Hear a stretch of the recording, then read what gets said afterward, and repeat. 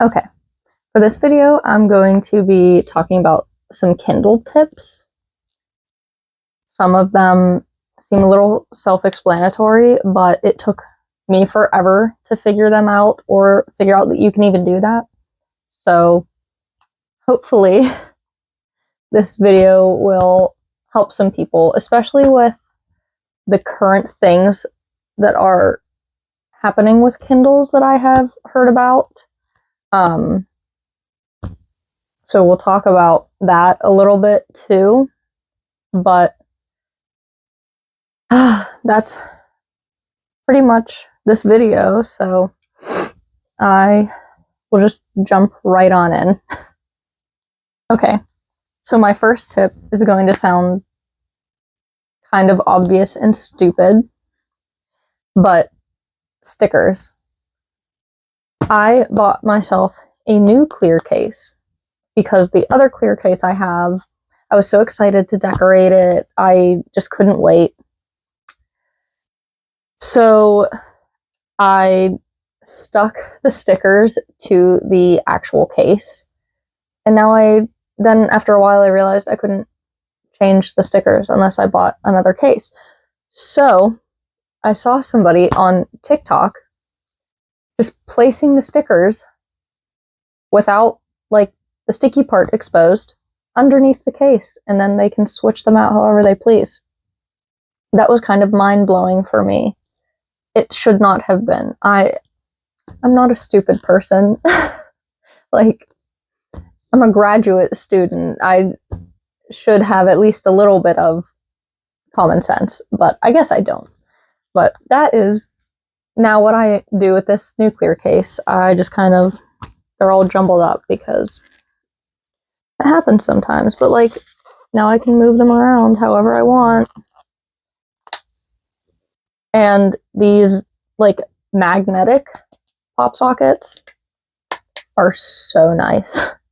I love these magnetic pop sockets. I will say if you get the pop socket brand, they're kind of difficult to get off, but I kind of like that because it is really strong.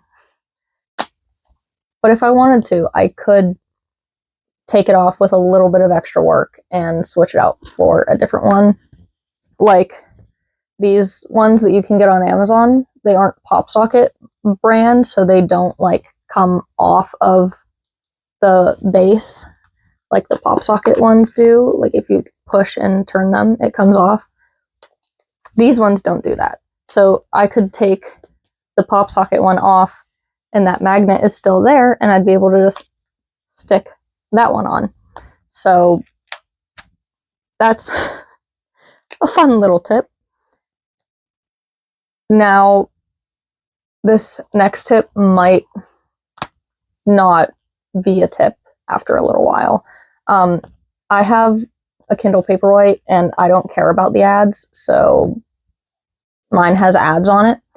But if you don't like ads and you didn't want to pay extra to not have them, the Kindle Paperwhite Kids 10th generation, I think, is a no ads version, and it's pretty much exactly the same.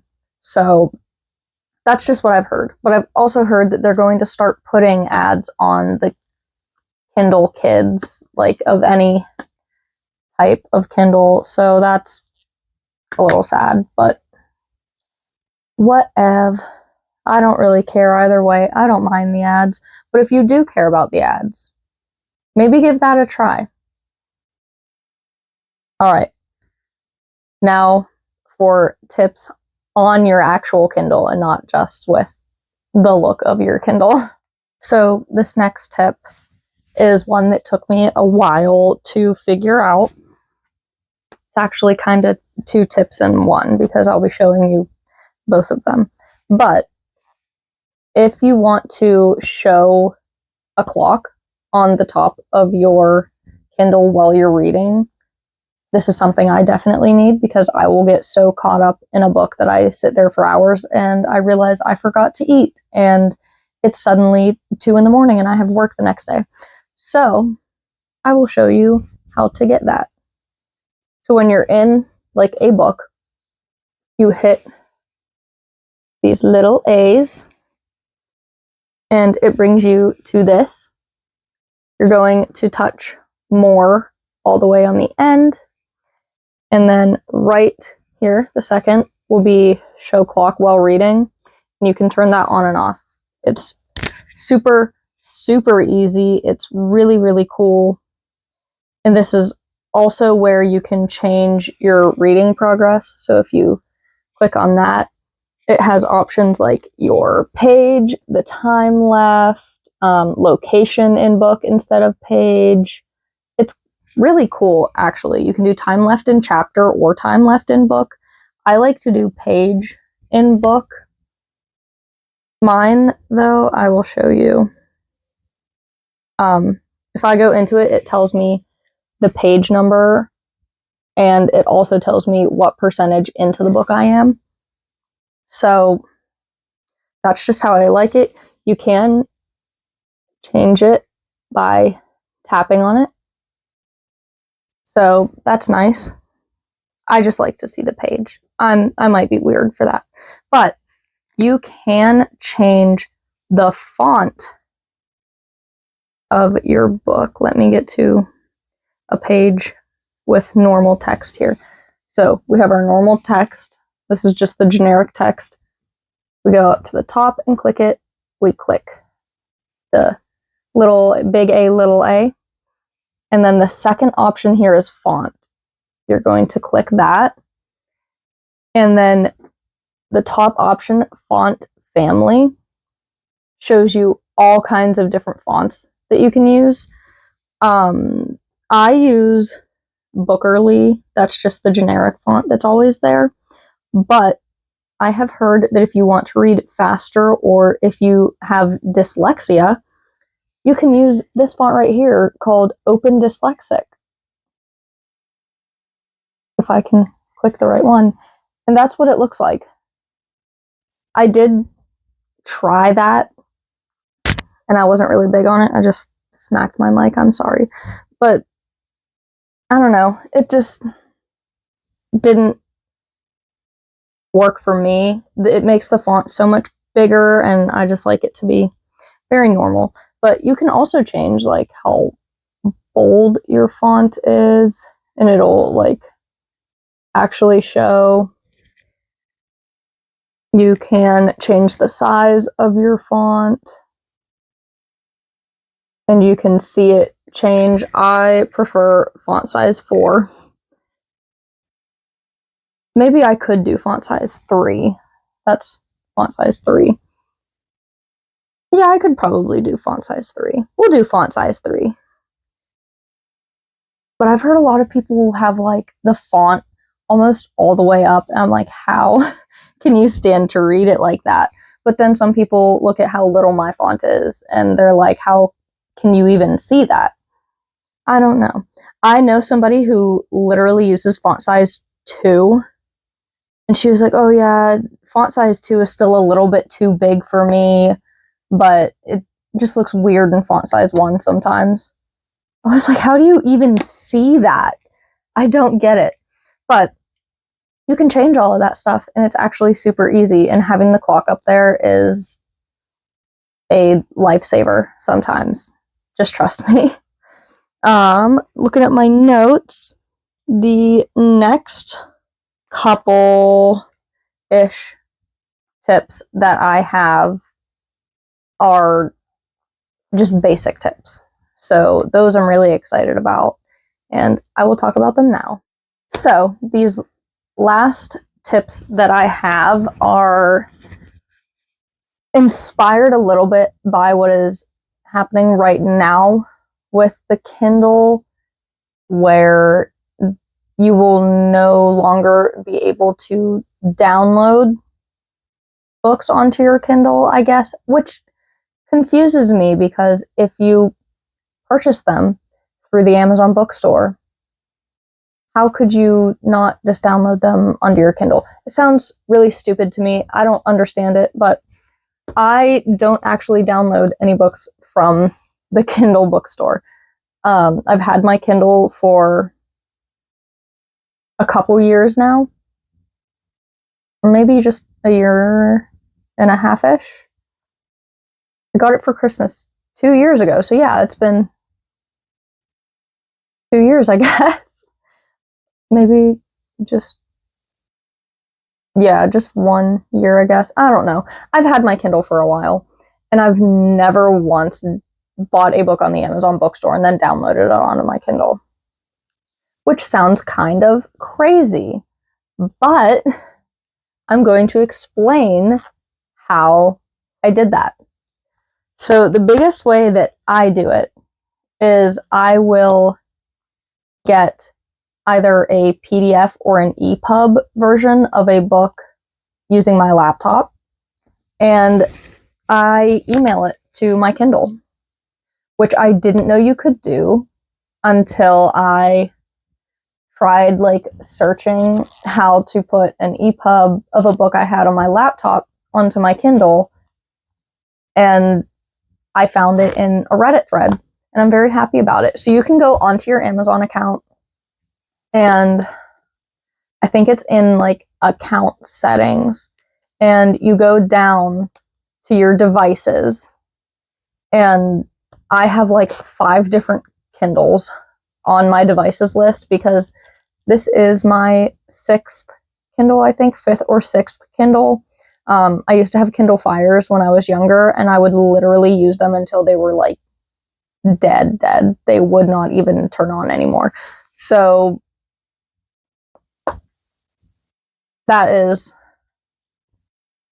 part of the reason I found this out as well.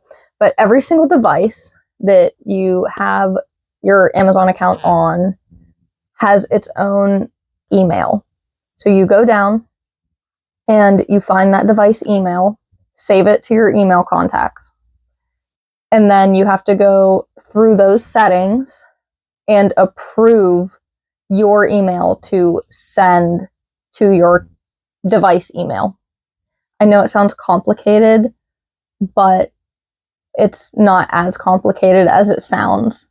And the most complicated stuff is right up front. You go, you approve your email for that device email, and then you literally go in your email and send an EPUB or a PDF file to your Kindle email, and it syncs it right onto your Kindle. It's there. You don't even have to download it or anything. It's just there.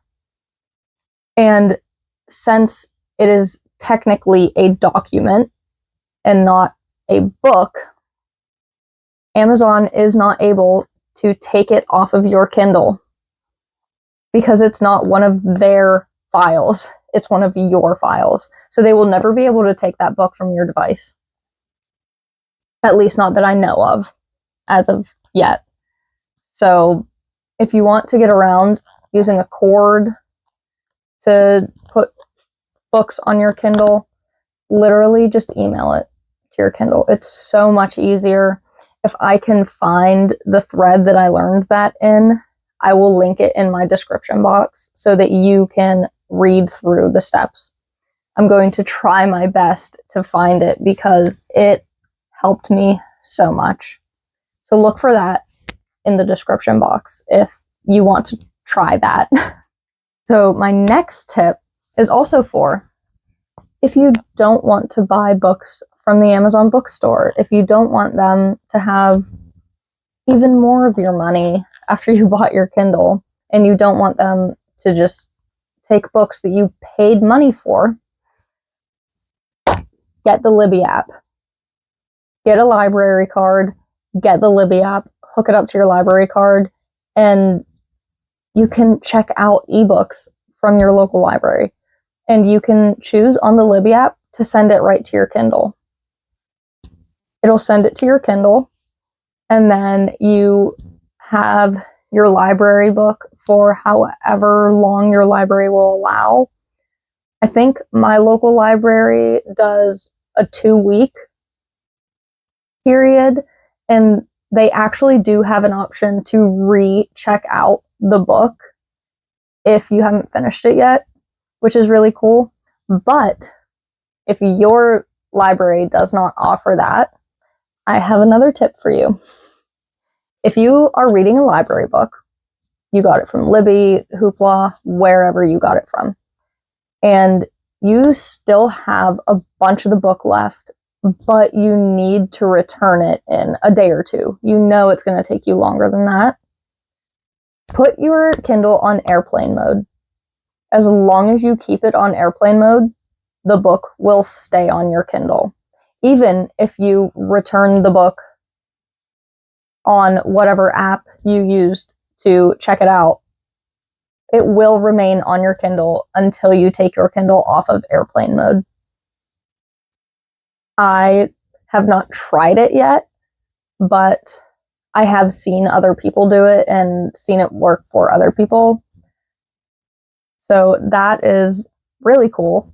If you are reading a book, you're worried you won't finish it in time, just throw it on airplane mode, and apparently the book just stays right there until you finish it and take your Kindle off airplane mode, which I think is really cool. I love finding ways to cheat the system a little bit.